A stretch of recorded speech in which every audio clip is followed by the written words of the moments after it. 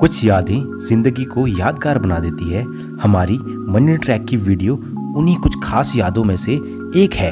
तो आइए उन खास लम्हों को, उन खास पलों को एक बार फिर आपके साथ जिया जाए। बरसात का मौसम है, ऐसे में बूंदाबांदी होना लाजमी सी बात। बगैर इसकी परवाह किए हम अपने सफर की ओर, अपनी मंजिल की ओर बढ़ने को बेताब हैं, क्योंकि हमें मालूम था कि आगे मौसम साफ होने वाला है, जो कि हम वेदर रिपोर्ट में देख चुके हैं पहले ही। इसके साथ साथ ही यहाँ के हमारे देवी देवताओं की कृपा भी हम पे बनी रही, जिस कारण हमने इस सफर को कंप्लीट किया। पहाड़ों की टेढ़ी मेढ़ी सड़कों पे नाचती हमारी गाड़ी अपनी मंजिल की ओर धीरे धीरे बढ़ रही थी और मानो हमसे कह रही थी, क्या मैं भी तुम्हारे साथ चल सकती हूँ? लेकिन यह सब संभव न था। अंतिम गांव चौमासी से हमारा गाड़ी से रिश्ता यहीं पे समाप्त होता है और इससे आगे की यात्रा हमें अपने कदमों से नापनी पड़ेगी। यहीं से हमारी शारीरिक व मानसिक परीक्षा शुरू होती है। जरा सा आगे बढ़ने पर हमें खूबसूरत सा गांव नजर आता है, जहां पर रुकने और रहने की पूर्ण व्यवस्था है और यहीं से केदारनाथ का वैकल्पिक मार्ग भी शुरू होता है।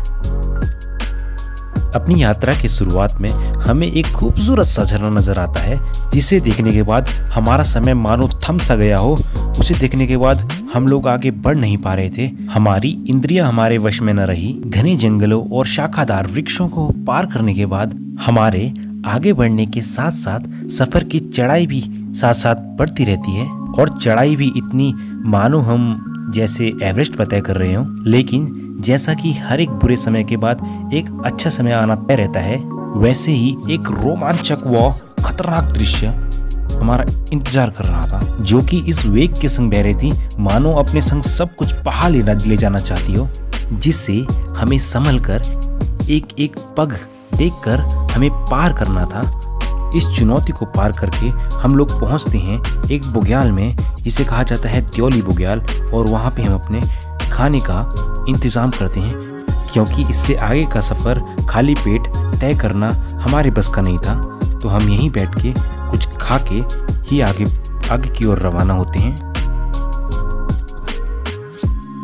एनर्जी से भरपूर एक बार फिर हम आगे बढ़ने के लिए तैयार होते हैं। चारों ओर देवदार और बांज के विशालकाय वृक्षों से लैस यह जंगल और भी खतरनाक लगता है कि जब हमें पता चलता है कि इन जो विशालकाय वृक्ष यहाँ पे हैं, इनमें अक्सर भालू चढ़े रहते हैं। सो नजरें अपनी चौकन्नी रखते हुए चारों ओर देखते हुए हमें इस घने जंगल से आगे बढ़ना था।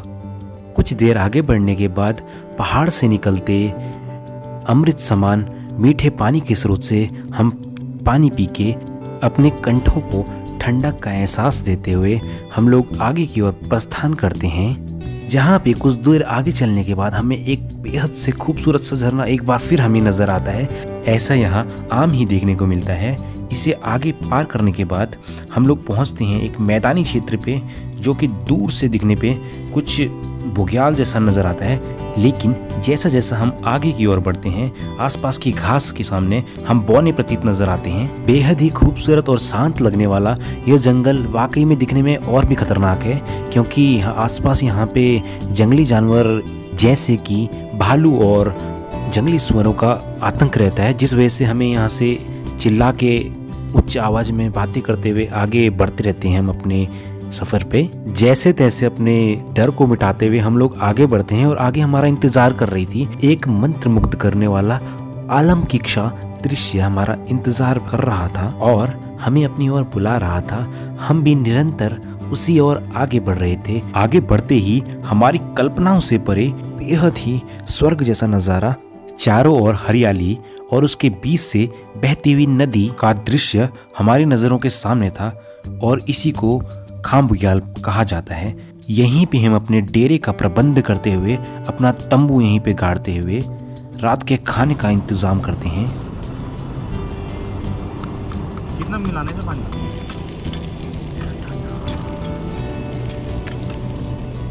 और सुबह उठते ही हमें सामने नजर आता है नीला आसमान और उस चारों ओर हरियाली से घिरी हुई ये वादियां। तो ऐसे ही कुछ शुरुआत होती है हमारे दूसरे चरण की यात्रा का और इसके बाद अपना सामान पैक करके हम अपनी यात्रा प्रारंभ करते हुए आगे ही बढ़ रहे होते हैं कि हमें सामने एक बेहतरीन सा दिखने वाला झरना हमें अपनी ओर आकर्षित करता है, जहाँ पे कुछ देर फोटोशूट करने के बाद हम लोग आगे की ओर रवाना होते हैं। नदी के द्वारा काटी गई चट्टानों के सहारे धीरे धीरे आगे बढ़ते ही जा रहे थे कि अचानक से हमें कुछ जानवर नजर आते हैं, जिन्हें की मानसून के टाइम पे ग्रामीणों द्वारा घास खाने के लिए यहाँ पे छोड़ दिया जाता है। जरा सा आगे बढ़ने पर एक बार फिर हमें टूटे फूटे रास्तों को पार करने के मानवों द्वारा बने गए टेम्परेरी पुल के सहारे, जो कि कभी भी टूट सकता है, इस उफनाती नदी को हमें पार करके हम पहुंचते हैं नदी के दूसरी तरफ, जहाँ पे हमें कुत्ते घेर लेते हैं। लेकिन सामने आने पे पता चलता है ये कि हिमालयन मस्टीफ है, जो कि काफी फ्रेंडली होते हैं। उन्हें कुछ बिस्किट देके हम लोग अपना दोस्त बना के आगे की ओर यहाँ से रवाना होते हैं।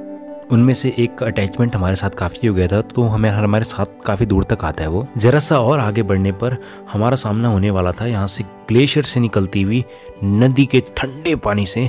सो हम अपने जूते यहाँ पे खोलते हुए इस नदी को पार करते हुए अपनी जान जोखिम में लेते हुए आगे बढ़ते हैं।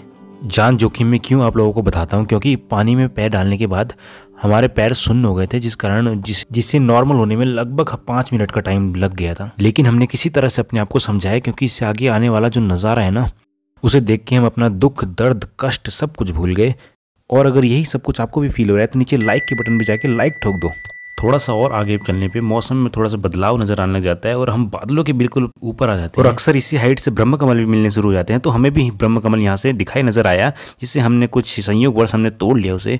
नेक्स्ट स्टेज में हमारी चुनौतियों में शामिल होने वाले थे बड़े बड़े बोल्डर, ऐसे विशालकाय पत्थर जिन्हें पार कर पाना भी बहुत मुश्किल लग रहा था। ये सब तो शुरुआत थी, क्योंकि इससे आगे वाले जो चुनौतियां हैं वो सीधा सीधा हमारे फिटनेस लेवल को चैलेंज करने वाली थी। लेकिन माँ मननी का नाम लेते लेते हमने उस चैलेंज को पूरा कर लिया और हम पहुंच गए अपने डेरे पे। अगले दिन के पहाड़ों में मौसम का कोई भरोसा नहीं होता है, कब अचानक से धुंध लग जाए। इस ट्रैक के दौरान सबसे बड़ी समस्या यही है कि धुंध की वजह से विजिबिलिटी ब्लॉकेज हो जाती है, जिसकी वजह से ट्रैकरों को रास्ता देखने में प्रॉब्लम होती है, तो इस वजह से वो रास्ता भी भटक जाते हैं और गुम हो जाते हैं। तो ऐसे में हमने यहीं रुकने का फैसला लिया और हम अपना यहाँ से आगे का ट्रैक नेक्स्ट डे करेंगे। लेकिन शाम होते होते मौसम एक बार फिर से खुलने लगा था। ये पहाड़ है जनाब, यहाँ पे मौसम अक्सर बदलते रहते हैं पर इंसान नहीं बदलते। यहाँ भेड़ चालकों की लाइफ को अच्छे से एक्सप्लोर करके कि कैसे कैसे वो रहते हैं, उनका रहन सहन कैसा है और कैसे वातावरण में और किन कठिनाइयों, किन परिस्थितियों में रह के वो यहाँ पे सरवाइव करते हैं। फिर हम उसके बाद भेड़ चालकों के साथ कुछ रात हमने दिन और एक रात हम उनके साथ बिताई और फिर हमें पता चलता है कि आखिर कैसी लाइफ होती है भेड़ चालकों की। इतनी ईजी जॉब नहीं है ये, जहाँ बिना फोन बिना नेटवर्क के हम एक दिन भी सर्वाइव नहीं कर पाते, वहाँ ये साल के 6 महीने रहते सर्वाइव करते हैं। नेक्स्ट मॉर्निंग निकलने के लिए जब हम तैयार होते हैं, अपना बोरिया बिस्तरा समेटते हैं, तो हम आसपास का मौसम देखते हैं हम कि धुंध से भरा है। तो हम माँ मननी का नाम लेते हुए आगे बढ़ते हैं कि मौसम साफ हो जाए, क्योंकि अगर इससे आगे हम ऐसे मौसम में निकले तो गुम होने के ज़्यादा चांसेस हैं। और होता वही है जिसकी हमें उम्मीद थी, जिसकी हमें आस थी। भगवान हमारे साथ होते हैं तो फिर मौसम हमारा क्या बिगाड़ सकता है ऐसे में। लेकिन एक कैमरामैन, एक ब्लॉगर होने के नाते ये सब कुछ इतना भी आसान नहीं होता है, क्योंकि इसमें साथ साथ में कैमरे के साथ साथ घास भी पकड़नी पड़ती है और जान का भी काफ़ी जोखिम रहता है। तो ऐसे में आप लोगों का भी कर्तव्य बनता है, एक ड्यूटी बनती है कि आप इस वीडियो को ज़्यादा से ज़्यादा शेयर करें अपने दोस्तों के संग, अपने यारों के संग और अपनी फैमिली के संग। तो वापस से लौटते हैं फिर वीडियो में। आगे बढ़ने पर हमें नजर आती है जड़ी बूटी, जिसका कि ऊपर का हिस्सा सब्जी के काम पर इस्तेमाल किया जाता है, सब्जी बनाई जाती है और इसकी जो जड़ें होती हैं उसे उसकी मेडिसिन बनती है। ये पूरी जितनी भी आसपास की सेंचुरी नजर आती है, ये पूरी की पूरी ऐसे ही ऐसी औषधियों से भरी पड़ी हुई है। कईयों के बारे में तो हमें पता ही नहीं है। अभी आसपास की हरियाली देख के हमारा मन हर्षा ही रहा था कि हम पहुंच जाते हैं बीहड़ में, जहां तक दूर दूर तक हमें बड़े बड़े बोल्डर नजर आ रहे थे। अभी उन्हें पार करके हमें ऊपर पहुंचना था टॉप पे। लेकिन इन भीड़ों के बीच में भी हमने अपनी खुशी ढूंढ ली, क्योंकि हमें यहाँ पे देवताओं के फूल नजर आते हैं, यानी कि ब्रह्म कमल, जो कि 1 नहीं 2 नहीं सैकड़ों की तादाद में यहाँ पे नजर आ रहे थे, जिनकी खुशबू से पूरी वैली महक रही थी। और इसे ज़्यादा देर सह पाना हम इंसानों की बस की बात नहीं थी। तो हम निकल पड़ते हैं आगे एक ताल के सामने, जिसे कहा जाता है घुगती ताल, और यहाँ का पानी अमृत के समान होता है। ये टेस्ट करने के लिए मैं भी जानवरों की भांति उसे ग्रहण करने लगता हूँ, और यकीन मानो इसका टेस्ट हजारों रुपए वाले मिनरल वाटर से कहीं अधिक मीठा है। इसके बाद हम लोग आगे बढ़ते हैं और इसके बाद हमें सिर्फ ढलान पे उतरना था। इसके बाद कोई चढ़ाई नहीं है, बिल्कुल ढलान पे उतरना है। लेकिन ये मत सोचिए कि ढलान पे उतरना ईजी होगा, क्योंकि यहाँ से काफ़ी स्टीप था और अगर एक कदम भी अगर फिसल गया सीधा 72 रुपये का टिकट कट जाता हमारा। किसी तरह से घास को पकड़ पकड़ के एक एक कदम ध्यान से रख के हम लोग किसी तरह पहुँच जाते हैं। आगे मिलते हैं हमें विशालकाय बुशेस, जिसे पार करने आसान नहीं था बिल्कुल भी, क्योंकि यहाँ पे कोई आम लोग आते जाते नहीं है इस रास्ते पे। तो खुद का हमें रास्ता बनाना था, खुद का रास्ता बना के हमें आगे बढ़ना था। यहाँ से जीने के पार करने के बाद हम लोग पहुँचते हैं सुंदर सी वैली में, जहाँ अनगिनत किस्म के फूल होते हैं। जी हाँ, हम पहुँच गए हैं मणिनी वैली में। मंदिर के दर्शन प्रातः नहा धो के हम करेंगे। उससे पहले आप लोगों को दिखा देते हैं यहाँ का किचन। यहाँ बर्तन की सारी सुविधाएं आपको मिल जाएंगी, सिवाय पानी के, जिसे लेने के लिए दूर आपको नदी में जाना पड़ेगा।